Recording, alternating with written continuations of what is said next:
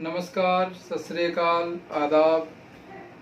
आज का वीडियो उन सभी के लिए जो कोर्ट मैरिज करने जा रहे हैं या फिर आपका कोई नियर और डियर कोर्ट मैरिज करने की सोच रहा है, तो ये वीडियो आपके बड़े काम का है और आप उनको ये वीडियो शेयर कर सकते हैं और हमारे द्वारा दी गई जानकारी से आप आसानी से कोर्ट मैरिज कर सकते हैं। तो कोर्ट मैरिज करने का प्रोसेस क्या है, कितनी फीस लगती है, क्या तरीका है, कहाँ पर जाना होगा, तो ये कंप्लीट जानकारी आज के वीडियो में आप जानने जा रहे हैं। और साथ ही साथ यहाँ पर मैं आपको ये क्लियर कर देना चाहता हूँ कि कोर्ट मैरिज और रजिस्टर्ड मैरिज क्या होती है, वो भी आज आप इस वीडियो में जानेंगे। तो चलिए आइए शुरू करते हैं आज का वीडियो।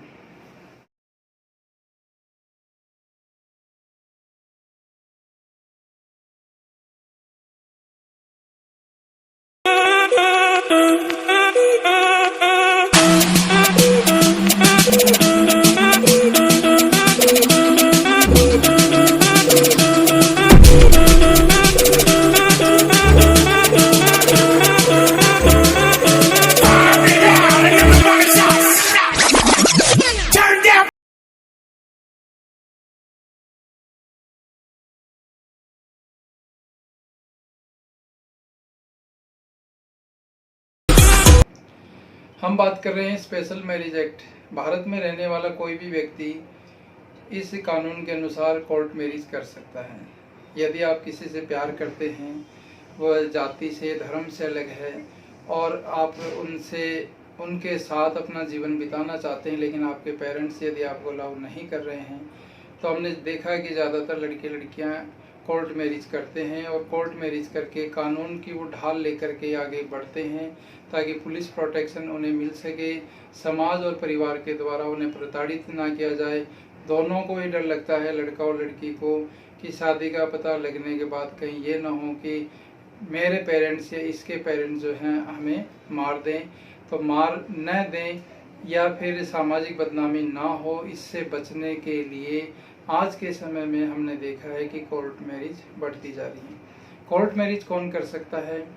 नंबर 1, वह लड़का और लड़की जिनकी उम्र 18 वर्ष और 21 वर्ष, यानी लड़के की 21 वर्ष और लड़की के 18 वर्ष है।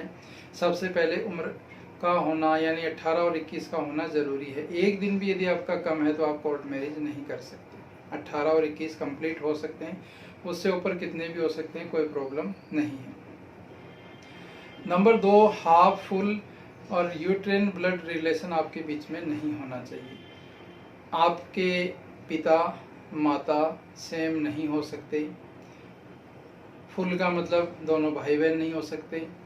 हाफ का मतलब मान लीजिए किसी के पिता, शादी हुई, संतान उत्पन्न हुई, फिर माता एक्सपायर हो गई या फिर किसी वजह से वो छोड़कर चली गई, तो पिता ने दूसरी शादी की, तो 2 संतानें उत्पन्न हुई लेकिन पिता दोनों का सेम है, तो वो हाफ ब्लड रिलेशन है।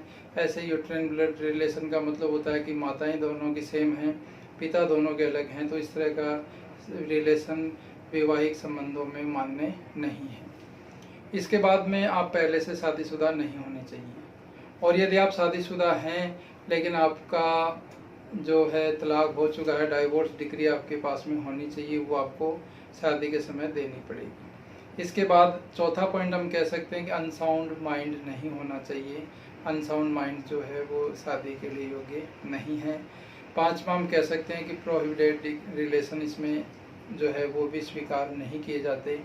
बुआ से, मौसी से या फिर नज़दीकी जो रिश्तेदार हैं उनसे आप वैवाहिक संबंध स्थापित नहीं कर सकते। कोर्ट मैरिज करने के लिए आपको सबसे पहले आपके नज़दीकी एसडीएम या रजिस्ट्रार के ऑफिस में जाकर के एक एप्लीकेशन देनी होती है या वहाँ जाकर के फॉर्म भरना होता है। वहाँ पर जाकर आप जब ये एप्लीकेशन या फॉर्म भरते हैं तो वहाँ पर आपको 1 महीने की डेट मिलती है, यानी 30 दिन का समय दिया जाता है। 30 दिन से 90 दिन के बीच में आपको वो समय दिया जाता है। मिनिमम 30 दिन है, उसमें 1 दिन भी कम नहीं होगा। 30 दिन आपको रुकना ही पड़ेगा और 30 दिन से ऊपर भी हो सकता है, 35 दिन हो सकते हैं, 40 दिन हो सकते हैं। ये परिस्थितियों पर निर्भर करता है, आपके और मेरे चाहने से नहीं होगा। जो भी प्रोसेस वहाँ का होगा एज पर लॉ, उसके अनुसार आपको सुविधाएं प्रोवाइड करवाई जाएंगी। यहाँ पर जाने से पहले आपको क्या क्या चीज़ें चाहिए, कौन सी चीज़ें चाहिए जो आपको वहाँ पर ले जानी है, तो ये सब चीज़ें भी हम जान लेते हैं। क्योंकि केवल आप और लड़का और लड़की दोनों चले गए कि चलो शादी करते हैं, तो वहाँ जाने से आपकी शादी नहीं होगी। इसके लिए कुछ रिक्वायरमेंट है, वो भी आपको फुलफ़िल करनी होगी। तो कौन कौन सी चीज़ें हैं? सबसे पहले आपको कोर्ट मैरिज करने के लिए रजिस्ट्रार ऑफिस में जाकर एक एप्लीकेशन फाइल करनी होती है, फिल करनी होती है, भरनी होती है। इसमें आप दोनों के ही, लड़का और लड़की के साइन होते हैं, दोनों के एड्रेस प्रूफ लगते हैं। जो भी आपके रेजिडेंशियल एड्रेस प्रूफ हैं उनमें आधार कार्ड हो सकता है, वोटर आई कार्ड हो सकता है, ड्राइविंग लाइसेंस हो सकता है, या और दूसरे ऐसे डॉक्यूमेंट जिनसे कि आपके रेजिडेंस का पता लगता हो, वो आप इसमें लगा सकते हैं। इसमें आपको एज प्रूफ भी देना होता है। एज प्रूफ में आप बर्थ सर्टिफिकेट ले सकते हैं, या फिर आप इसमें 10th की मार्कशीट ले सकते हैं, जिनमें हमने देखा है कि एज प्रूफ के रूप में वो वैलिड होती हैं। इसके अलावा यदि आप पहले से शादीशुदा हैं और फिर से शादी करने जा रहे हैं, तो आपके पास डाइवोर्स डिक्री होनी चाहिए, वो भी आपको इसमें सबमिट करनी पड़ेगी। इसके अलावा 3 विटनेस आपको चाहिए और शादी के फोटोग्राफ चाहिए। तो शादी के फोटोग्राफ का मतलब है कि आपको पहले ही किसी न किसी जगह, यदि आप हिंदू हैं तो आर्य समाज मंदिर में, या मुस्लिम हैं तो मस्जिद में जा कर के इस तरह का विवाह कर सकते हैं। निकाह नामा आपको वहाँ से काजी से लेकर आना होगा, या फिर आर्य समाज मंदिर में जाकर आप शादी कर सकते हैं। और वहाँ जो भी फोटोग्राफ वीडियो आप बनाएंगे, तो वो फोटोग्राफ आपको उस समय वहाँ पर देने होंगे। ये कंपलसरी है, यानी इनमें हम फेरबदल नहीं कर सकते। इसके अलावा आपको 2 एफिडेविट भी देने पड़ेंगे, एक लड़के की तरफ से और एक लड़की की तरफ से। ये एफिडेविट भी जो है इसमें लगाए जाते हैं। और इसमें आपको एक कोर्ट फीस की जो रसीद है वो भी देनी होगी। लेकिन हमने ज़्यादातर देखा है कि बच्चे जो हैं भागकर शादी करते हैं, किसी दूसरे शहर में चले जाते हैं। मैं दिल्ली में रहता हूँ, तो जैसे भागकर दिल्ली में आ गए, या फिर मुंबई चले गए, तो वहाँ यदि आप जाकर शादी कर रहे हैं तो आपको 1 महीने का आप वहाँ रह रहे हैं, इसका एक किरायानामा जो होता है, या फिर किराए की जो रसीद है, वो भी कोर्ट को आपको देनी पड़ती है कि हम 1 महीने से इस एड्रेस पर रह रहे हैं। तो ये सब चीज़ें आप सोच रहे होंगे कि ये तो बड़ा मुश्किल है, मैं तो आज ही भाग कर दिल्ली आया हूँ, तो मैं ये सब कैसे अवेलेबल करूँ। तो ये सब फॉर्मेलिटीज़ होती हैं, वो आपके जो भी गाइडेंस हैं या जिनकी देख रेख में आप कर रहे हैं, कहने का मतलब है कि वकील साहब जो हैं, आप किसी न किसी वकील साहब से मिलेंगे और वो वकील साहब आपको इन सारी रिक्वायरमेंट को बताएंगे कि आपको क्या क्या चीज़ें चाहिए और उनको किस तरह से पूरा करना। यह आपने कंप्लीट कर लिया और आपने रजिस्ट्रार ऑफिस में जाकर फॉर्म फिल कर दिया, सबमिट कर दिया, आपको डेट मिल गई। अब अगला स्टेप जो होता है वो थोड़ा सा नए लड़के लड़कियों के लिए, और ख़ासकर उन लोगों के लिए जो बिना पेरेंट्स को बताए शादी करने जा रहे हैं, उनके लिए डराने वाला है। तो आगे बढ़ने से पहले 2 शब्द मैं उन बच्चों से भी कहना चाहता हूँ जो शादी कर रहे हैं। ख्याली पुलाव, किसी को देखकर हसीन सपने देखना, फिल्मी दुनिया में रहना अलग बात है, और वैवाहिक जीवन एक अलग चीज़ है। थोड़े से इम्प्रेशन में आकर के आपको ये कदम नहीं उठाना है। वैवाहिक संबंध जन्म जन्म का संबंध होता है। एक बार विवाह करने के बाद इसमें हजारों तरह के दायित्व आपको निभाने होते हैं। यदि आप वो पूरे कर पा रहे हैं तो ही आप ये कीजिए, वरना आप अपनी और साथ में अपने साथी की जो है लाइफ बर्बाद करने जा रहे हैं, तो ऐसा ना करें। और साथ ही साथ पेरेंट्स से भी रिक्वेस्ट है कि यदि आपके बच्चे शादी करना चाहते हैं तो आप उन्हें मंजूरी दीजिए। हंसी खुशी आप सब मिल कर के ये शादी सेलिब्रेट कीजिए। जाति धर्म आज के समय में कोई मायने नहीं रखता है। यदि जाति के आधार पर आप बच्चों को शादी करने से मना कर रहे हैं तो ऐसा करना कानूनन गलत है। तो आगे हमने जो बात की, दूसरा जो स्टेप है, यहाँ पर जाकर के सबसे बड़ी समस्या आती है। जो आप छुपाकर शादी करना चाह रहे थे, आपने रजिस्ट्रार ऑफिस में जाकर फॉर्म तो सबमिट कर दिया।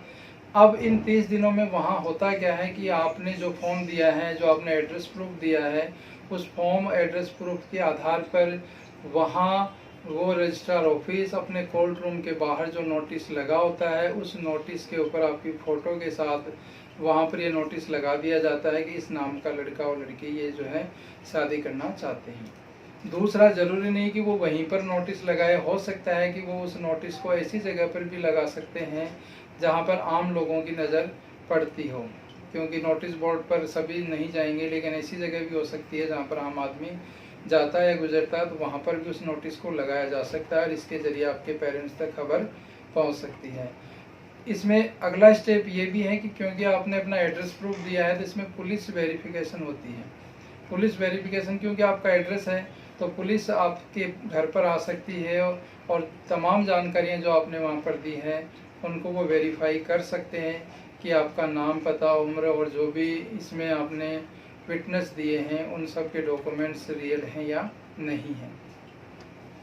हाँ, तो दोस्तों हमने बात करी कि भाई नोटिस जो था वो नोटिस लगा दिया गया है, वेरिफिकेशन पुलिस आपका करेगी। वेरिफिकेशन कैसे होता है, ये सब चीज़ें आप जब कोर्ट में रीच करेंगे तो वकील साहब आपको बताएंगे डिटेल में।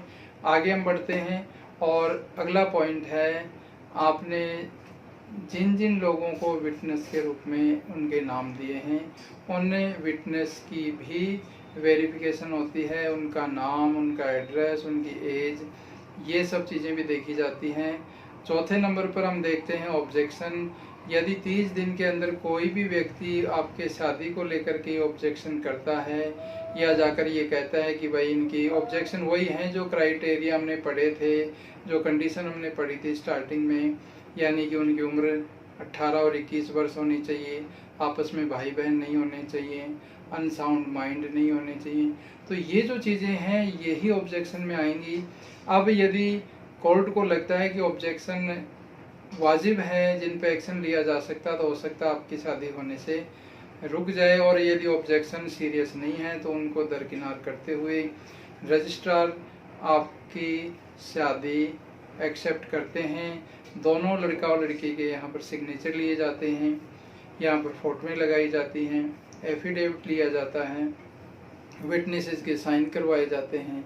तो ये तमाम फॉर्मेलिटीज़ पूरी करने के बाद आपका मैरिज सर्टिफिकेट है वो जारी कर दिया जाता है। यहाँ एक काम आपका कंप्लीट हो चुका कि बिना घर वालों को बताए आपने शादी कर ली। अब सबसे बड़ी टेंशन ये आती है कि अब हम घर पे जाकर कैसे बताएं। लड़का और लड़की दोनों को ही डर लगता है कि अब घर पे गए तो मार पिटाई होगी। तो आगे इस चीज़ के समाधान के लिए आपको प्रोटेक्शन वारंट ले लेना चाहिए। प्रोटेक्शन वारंट से क्या होगा कि लड़का और लड़की दोनों के ही घर वाले यदि इस तरह की हरकत करते हैं या कोशिश करते हैं उन्हें अलग करने की या मार पिटाई करने की, तो प्रोटेक्शन वारंट आपको आपकी हेल्प करेगा और पुलिस को आपकी हेल्प करने के लिए कहा जाएगा। पुलिस प्रोटेक्शन इसमें शामिल होती है। आपको अब कोई भी व्यक्ति परेशान नहीं कर सकता। एक सुप्रीम कोर्ट का जो गाइडलाइन कह सकते हैं या एक डिसीजन हम कह सकते हैं, शक्ति वाहिनी versus state union of India, शक्ति वाहिनी वर्सेज यूनियन ऑफ इंडिया, इसमें सुप्रीम कोर्ट ने साफ साफ शब्दों में कहा है कि कोई भी लड़का और लड़की यदि शादी करना चाहते हैं, कोर्ट मैरिज करना चाहते हैं और कोर्ट मैरिज के बाद यदि उन्हें किसी प्रकार से समाज के द्वारा, परिवार के द्वारा प्रताड़ित किया जाता है तो उन्हें पुलिस प्रोटेक्शन दी जाएगी।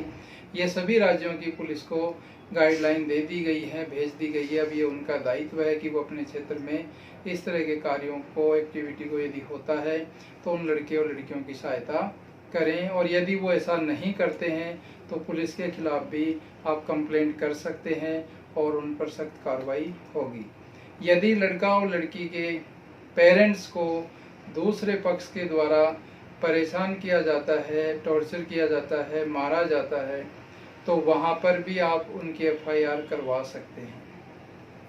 इसी के अंदर यदि लड़का और लड़की के पास रहने के लिए मकान नहीं है तो पुलिस कम किराए पर उनको कोई रहने लायक मकान उपलब्ध करवाएगी। ये सब इस केस की गाइडलाइन में कहा गया है, और ये कहा है कि भाई कोई भी व्यक्ति, कोई भी लड़का और लड़की, ज़्यादातर हमने देखा है कि समाज में जाति व्यवस्था के नाम पर पंचायतों के द्वारा, खाप पंचायतों के द्वारा ऐसे शाही फरमान जारी कर दिए जाते हैं जिसमें लड़का और लड़की को मारने की प्लानिंग होती है या बातें की जाती है। तो इसमें पुलिस को ये निर्देश दिया है कि वो उनकी पंचायतों में यदि इस तरह की कोई मीटिंग होती है तो वो देखें कि वो वहाँ पर कोई इस तरह की प्लानिंग तो नहीं कर रहे जिसमें उनकी जान को खतरा है। यदि ऐसा है तो उस गांव में उस जगह पर धारा 144 लागू की जा सकती है और उन लड़के और लड़की की जान को बचाया जाएगा। तो इसमें हमने देखा कि कानून जो है वो आपके बिल्कुल साथ है। कानूनी तरीके से यदि आप आगे अपने वैवाहिक जीवन को बढ़ाना चाहते हैं, विवाह करना चाहते हैं, तो ये वीडियो आप देखें और इस वीडियो में बताए गए स्टेप्स का पालन करें तो आप आसानी से अपने नए वैवाहिक जीवन को आगे बढ़ा सकते हैं।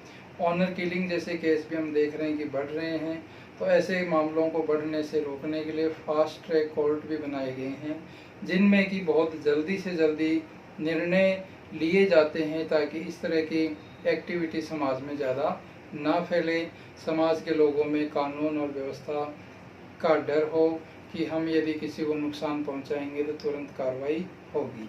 तो कानून, भारतीय कानून हमेशा आपके साथ है। मैं अपने वीडियो में उन लोगों की सहायता करना चाहता हूं। मेरा ये वीडियो बनाने का मकसद केवल लीगल इन्फॉर्मेशन, कानूनी जानकारी आप लोगों तक पहुंचाना है। इन कानूनी जानकारियों के माध्यम से आप अपने जीवन को आसान और सुखमय बना सकते हैं। और किसी टॉपिक पर यदि आपको किसी प्रकार की जानकारी चाहिए तो आप मेरे व्हाट्सएप नंबर पर कांटेक्ट कर सकते हैं। मैं आपको निःशुल्क कानूनी सहायता और सुविधाएं कैसे और क्या होता है और किस तरह से आप ये कार्य कर सकते हैं उसकी संपूर्ण जानकारी दूंगा। तो यदि ये वीडियो आपको पसंद आया हो तो मेरे चैनल को आप लाइक, शेयर और सब्सक्राइब करिए और बने रहिए मेरे साथ। तो आज के लिए इतना ही। मैं एडवोकेट राजेंद्र कुमार स्वामी अब आपसे इजाज़त चाहता हूँ। जय हिंद दोस्तों।